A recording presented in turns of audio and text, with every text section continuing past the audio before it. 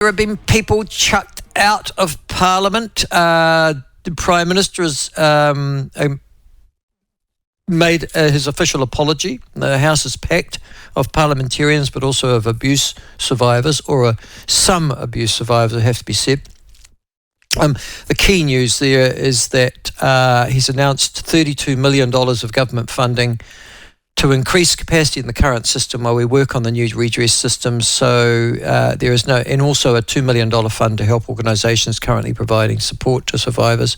So obviously there is some compensation. He's also revealed, Christopher Luxon, a National Remembrance Day, which will be held on November the 12th next year to mark the 1-year anniversary of the apology. This will provide us with an opportunity to stop and reflect on what you endured and ensure we are all doing all we can to prevent future abuse.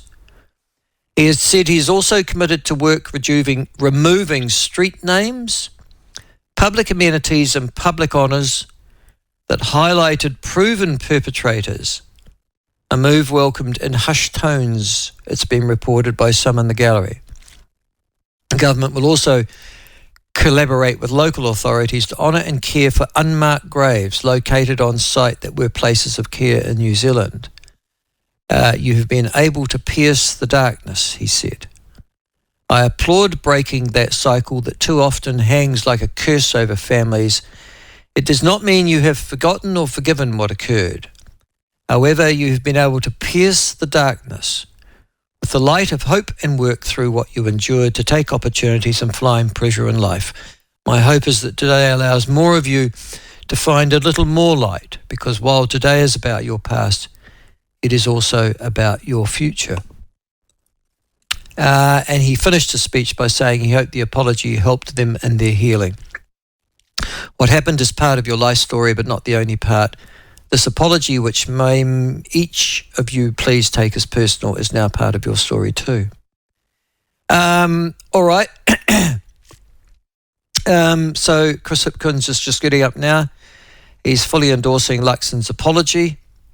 And I guess that speech is carrying on. And so the intergenerational and collective harm caused cannot be overstated. Between 1950 and 1999, that's when the inquiry or the Royal Commission was held. State and faith-based institutions had hundreds of thousands of people in their care. They were mostly put in their care as a consequence of, in fact, in almost all cases, as a consequence of, you'd have to say, significant family dysfunction in New Zealand. So these were families unable to care or cater for these children, and mostly through faults of their own, their families or whānau. The best available estimates indicate that up to 200,000 people, although that figure's, it'll never be possibly qualified. That's what the Royal Commissioner said. I've seen other people pushing back on that and suggesting it was not even that many. It would have been perhaps 10 or 20% of that number. Anyhow, it doesn't matter. Tens of thousands of people were abused in care between 1950 and 1999. Of course, so abused in care is also being, what's the best word to describe it? Abused in care is quite a definitional problem. Can I give an example? I went to a boarding school. In fact, my previous caller, Paul, I know, he went to that same boarding school. The way in which we were treated in a state-based institution, so it was a hostel at a public school in this country, I would think would well and truly, and I'm sure Paul would agree, meet the definition of abuse as defined in 2024, in which case I would have suffered multi-abuses, can I just say, Josh? And see, here I am, I'm a victim. I quite like being a victim. I hadn't thought of myself as a victim before, but I would be a victim. Now, in addition to which, at my boarding school, we had a housemaster who was a recidivist pedophile. and he has subsequently been jailed in the United Kingdom for decades of abuse perpetrated in not in New Zealand. They never convicted him for those crimes here, but in the UK and in Southeast Asia. He was one of those. He was a white European English person, fled England, came to New Zealand, ended up at my school as an English teacher from England. Late 20s he was. Tracy was his name. Andrew Tracy changed his name. You can search him up on the internet if you want to. He changed his name because the authorities were after him. He abused boys at my boarding school. This was in 1974. Now, the really interesting thing is that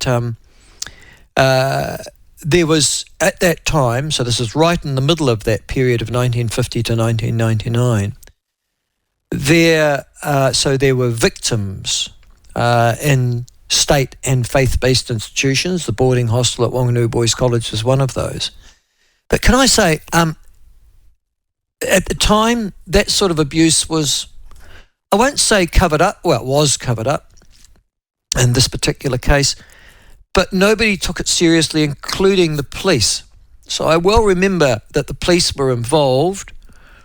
He had scarpered, so there was a complaint made that day to the police. By the time the police arrived in the afternoon to address that complaint, he had left the institution, the school, and was on his way from leaving New Zealand. There was no great desire to catch him. There was no attempt to interrupt that person leaving from the borders. It was the view of, oh, well, he's gone now. That's the end of that. And move on. So that was very much the attitude of the day. It was a social attitude that most New Zealanders shared. So obviously, when we look back from 2024 to that, I certainly don't regard myself as a victim, but I would certainly have fitted the definition of being a victim as defined by the Royal Commission of Inquiry. And there would be a large number of people listening to the show this morning who would similarly fit that definition.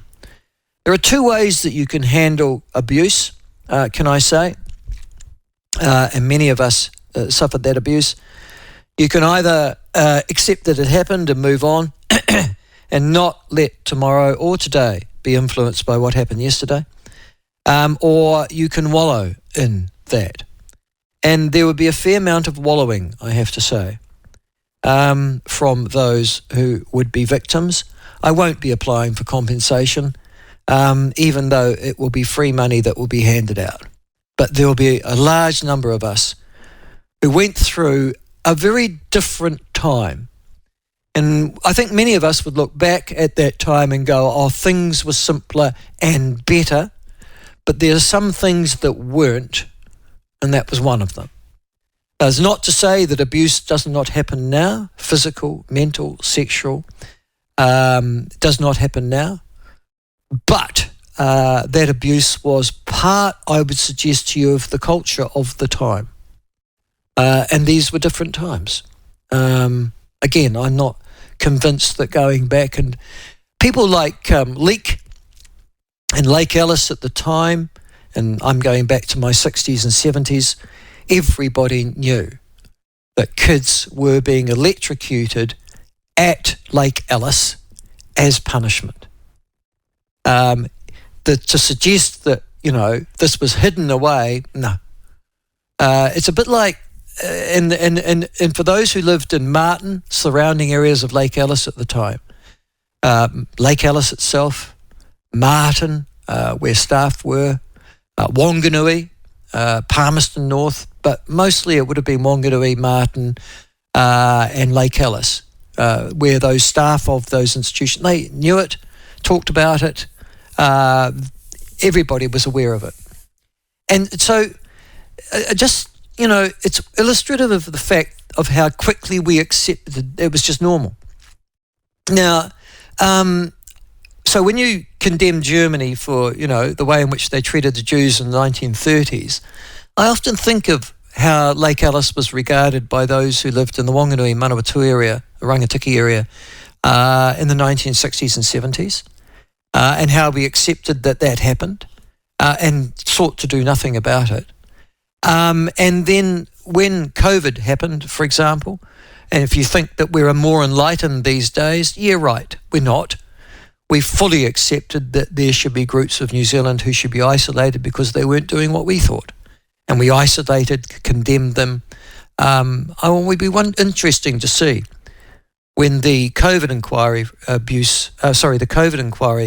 is finally completed, if there's also a state apology for those who were turned into second-class citizen and hounded from their jobs, their vocations as a consequence as well. So for those of you who think that we live in a wonderful country and that we're wonderful people, New Zealanders, it's bullshit. New Zealanders aren't wonderful people. New Zealanders are as capricious, as mean, as unthinking and unfeeling as any other generation or peoples that live on this planet. And we are easily manipulated into saying this isn't our problem and to having groups of people in our community isolated and abused supposedly on our behalf. So I think it is worth, instead of wallowing in the past, worrying a wee bit more, worry just in the future and in the present as to how quickly New Zealanders can decide that groups of New Zealanders do not belong because they have a different view than us. And how we are quite happy to discriminate and isolate them and abuse them for being different to us. Might be interesting to think about that.